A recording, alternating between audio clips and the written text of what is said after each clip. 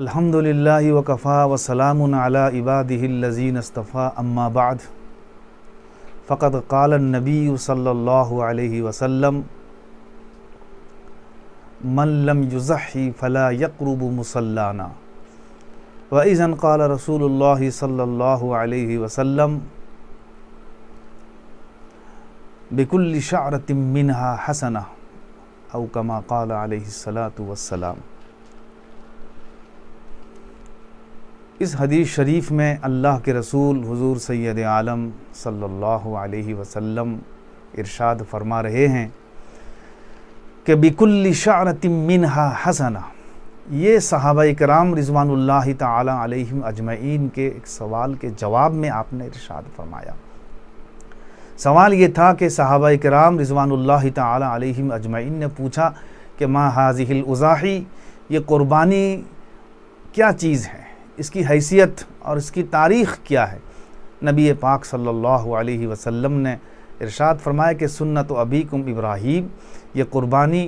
تمہارے باپ ابراہیم علیہ الصلاۃ والتسلیم کی سنت اور ان کا طریقہ ہے۔ صحابہ کرام رضوان اللہ تعالی علیہم اجمعین نے پوچھا کہ ان قربانیوں سے ہم کو کتنا ثواب ملے گا، یا ہمارا اس سے کیا ہے، ہمارا کتنا حصہ ہے، یا یہ ہے کہ اس میں ہم کو کیا ملے گا؟ تو نبی کریم صلی اللہ علیہ وسلم نے ارشاد فرمایا کہ بِكُلِّ شَعْرَةٍ مِّنْهَا حَسَنَةٌ، کہ قربانی کے جانور میں جتنے بال ہوں گے، شعرہ جتنے بال ہوں گے، ہر بال کے عوض میں ایک نیکی ملے گی۔ حدیث شریف کا یہ ظاہری مضمون ہے، مگر یہ حدیث شریف اپنے ظاہر پر محمول نہیں ہے۔ ظاہر پر محمول ہونے کا مطلب یہ ہے کہ قربانی کی کھال میں، اس کے چمڑے میں جتنے بال ہوں گے اتنے ہی ثواب، چونکہ حدیث بتا رہی ہے بِكُلِّ شَعْرَةٍ مِّنْهَا حَسَنَةٌ، اس کے ہر بال کے بدلے میں ایک حسنہ ہے۔ تو ظاہری مفہوم اور ظاہری مطلب یہ ہوا کہ اگر کسی طرح سے اس کے بالوں کو گن لیا جائے بالفرض، مثلا گن کر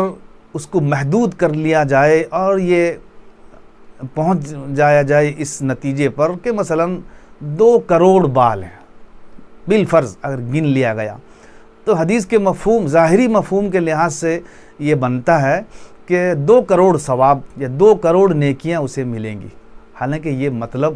یہ حدیث شریف کا مقصد نہیں ہے۔ مقصد جیسا کہ محدثین کرام نے اس کو بیان کیا اور واضح فرمایا کہ مقصد اس حدیث شریف کا نیکیوں کو انگنت بتلانا ہے، یعنی جیسے قربانی کے جانور کی کھال اور اس کے چمڑے میں لامحدود لا تعداد بال ہیں، ایسے ہی اس کے ثواب بھی لامحدود اور لا تعداد ہیں۔ تو لامحدود اور لا تعداد کو بتانے کے لیے یہ طریقہ اپنایا گیا، یہ ایک محاورہ ہے۔ محاورے میں اس طرح سے عام طور سے لوگوں کو سمجھانے کے لیے اس طرح سے بولا جاتا ہے۔ اس کی مثال جیسے درود و سلام کے سلسلے میں یہ کہا جاتا ہے، پڑھا جاتا ہے کہ لاکھوں سلام، جیسے مصطفیٰ شان رحمت پہ لاکھوں سلام، تو لاکھوں سلام سے وہاں اس کا ظاہری معنی مراد نہیں ہے کہ نبی کریم صلی اللہ علیہ وسلم پر لاکھوں ہی سلام ہو، زیادہ نہ ہو، حالانکہ لاکھ کے اوپر تعداد موجود ہے، کروڑ ہے، ارب ہے، خرب ہے۔ تو وہاں یہ مطلب نہیں ہے کہ لاکھوں ثواب، لاکھ ثواب ہو، یا یہ کہا جاتا ہے کہ لاکھ اللہ کا شکر ہے تو لاکھ کے اوپر اور کروڑ ہے، ارب خرب وغیرہ یہ سب شامل نہیں ہے، سب مراد ہیں۔ پھر محاورے میں ایسا بولا جاتا ہے جہاں تکثیر کو بتلانا ہوتا ہے، جہاں لا محدودیت اور لا تعداد کو بتلانا ہوتا ہے، تو وہاں اس طرح سے محاورے میں بولا جاتا ہے۔ یہ محاورہ ہے، عرف میں ایسا بولا جاتا ہے کہ لاکھوں آدمی، حالانکہ وہاں کئی آدمی ہوتے ہیں، کئی ہزار، کئی لاکھوں سے بڑھ کر کے بھی آدمی ہوتے ہیں۔ تو حدیث شریف میں بھی یہی مفہوم ہے اور یہی مضمون اس کا مراد ہے کہ بے شمار نیکیاں ملیں گی قربانی کے جانوروں میں۔ تو یہ فضیلت ہے، یہی وجہ ہے کہ دوسری حدیث شریف میں آیا کہ اللہ تبارک و تعالیٰ کو یہ فعل اور یہ عمل اتنا محبوب اور اتنا پسند ہے کہ قربانی کے ایام میں اس سے زیادہ محبوب عمل اور کچھ نہیں۔ قربانی کے جو 3 دن ہیں، 3 ایام ہیں، 10ویں ذی الحجہ، 11ویں اور 12ویں ذی الحجہ، ان تینوں ایام میں قربانی کے سے بڑھ کر کوئی عمل اتنا محبوب اللہ کو نہیں ہے۔ سب سے زیادہ محبوب عمل ان میں قربانی ہے، جو اللہ تعالیٰ کو بہت محبوب ہے۔ حدیث میں آتا ہے کہ قبل اس کے کہ قربانی کے جانور کا خون زمین پر گرے، اللہ تعالیٰ کو اتنا پسند آ جاتا ہے کہ خون کے زمین پر گرنے سے پہلے ہی اللہ تعالیٰ اس کو قبول فرما لیتا ہے، مقبول ہو جاتا ہے۔ حدیث شریف میں آتا ہے۔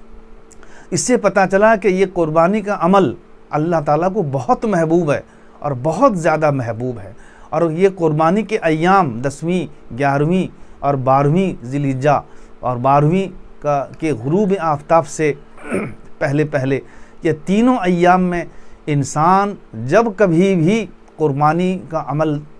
کر لے اور قربانی دے دے، اللہ تعالیٰ کو بڑا محبوب اور بہت پسند آتا ہے۔ اور جو آدمی استطاعت کے باوجود، جو مسائل اس کے اوپر ہیں، جو شرائط ہیں، اس کے باوجود اگر وہ قربانی نہ دے تو ایک ڈانٹ ہے۔ نبی پاک صلی اللہ علیہ وسلم نے ارشاد فرمایا کہ جو قربانی نہ دے، مراد یہ ہے کہ اس کے اوپر قربانی واجب تھی، قربانی کا وجوب اس کے اوپر آ چکا تھا، مگر اس کے باوجود اس نے قربانی نہیں دی، ہمارے حکم کی، شریعت کے حکم کی خلاف ورزی کی،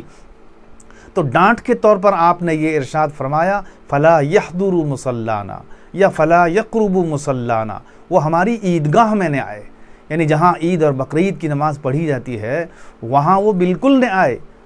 تو یہ بھی ڈانٹ کے طور پر ہے، تنبیہ کے طور پر ہے، ناراضگی کو ظاہر کرنے کے طور پر ہے۔ ایسا نہیں ہے کہ مسئلے کے اعتبار سے کہ اگر کوئی مفتی یا کوئی عالم حدیث کے اوپر ظاہر پر عمل کر کے ان لوگوں کو روکنا چاہے کہ جو حیثیت اور استطاعت کے باوجود قربانی نہیں دے رہے ہیں ان کے لیے ناجائز کا فتویٰ لگائے، تو یہ درست نہیں ہے۔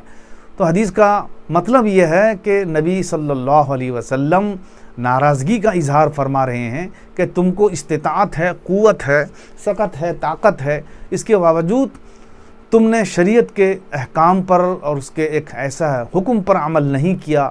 جو بہت ہی زیادہ محبوب عمل تھا۔ اس سے پتہ چلتا ہے کہ تمہارے نزدیک خواہشات اور دنیا، مال، اسباب یہ سب پیاری ہیں، اللہ کا اور اس کے رسول صلی اللہ علیہ وسلم کا حکم یا شریعت کا حکم، اسلامی حکم یہ محبوب نہیں ہے۔ اس لیے نبی کریم صلی اللہ علیہ وسلم نے عدم اظہار جو ہے ناراضگی کا اظہار فرمایا، اور فرمایا کہ لا یحضر مصلانا، اور فرمایا کہ جو شخص اس قربانی کے عمل میں آیا، شریک ہوا، لیکن قربانی کے عمل میں شریک ہونے کا مطلب یہ ہے کہ وہ بہت اس نے کوشش کی، کسی وجہ سے اس کو جانور نہیں ملا اور قربانی کے ایام گزر گئے، تب بھی نبی صلی اللہ علیہ وسلم نے ارشاد فرمایا، اور شریعت کا حکم اور اس کا مسئلہ بھی یہی ہے کہ چلو کسی عذر کی وجہ سے تم اس پر عمل پیرا نہیں ہو سکے، اللہ کی ذات سے امید رکھو،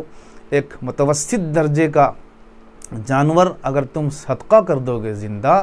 تب بھی اللہ تبارک و تعالیٰ اسے قبول فرمائیں گے۔ یہ اللہ تبارک و تعالیٰ نے انسان کے عذر کا اور اس کے معذور ہونے کا خیال فرمایا، ورنہ ہونا تو یہ چاہیے تھا کہ ان تینوں ایام کے گزر جانے کے بعد اب کوئی مسئلہ ہی نہیں رہا، مگر شریعت نے، اللہ جو بڑے رحیم اور کریم ہیں، انہوں نے شریعت نے یہ بھی مسئلہ رکھا کہ ہاں اگر بعذر سخت عذر ہوا اور واقعی اس کو جانور نہیں ملا یا میسر نہیں ہوا یا کسی عذر شرعی کی وجہ سے وہ نہیں کر پایا، تب بھی اس کو ایام کے گزر جانے کے بعد صدقہ اگر وہ کر دیتا ہے تو تب بھی اللہ کی ذات سے امید رکھے کہ اللہ تعالیٰ اس کے صدقے کو، قربانی کے اس صدقے کو قبول فرما لیں گے۔ اللہ تعالیٰ ہمیں قربانی کے عمل کی توفیق عطا فرمائے اور اس سے بلا عذر بچنے والا نہ بنائے، اور اس میں پوری طرح سے دھیان اور توجہ کے ساتھ اس عمل کو کرنے کی توفیق عطا فرمائے۔ وآخر دعوانا ان الحمدللہ رب العالمین۔ MARB دینی معلومات چینل کو سبسکرائب کریں اور گھنٹی والے نشان کو ضرور دبائیں تاکہ ہماری ہر نئی ویڈیو آپ تک پہنچتی رہے۔ ویڈیو کو لائک اور شیئر ضرور کریں اور ہماری ہر ویڈیو آپ اپنے چینل میں ڈال سکتے ہیں۔ نیز ہمارے ساتھ واٹس ایپ پر جڑنے کے لیے آپ اپنا نام اور مکمل ایڈریس کے ساتھ ایڈ لکھ کر میرے واٹس ایپ نمبر 8908939343 کو میسج کریں۔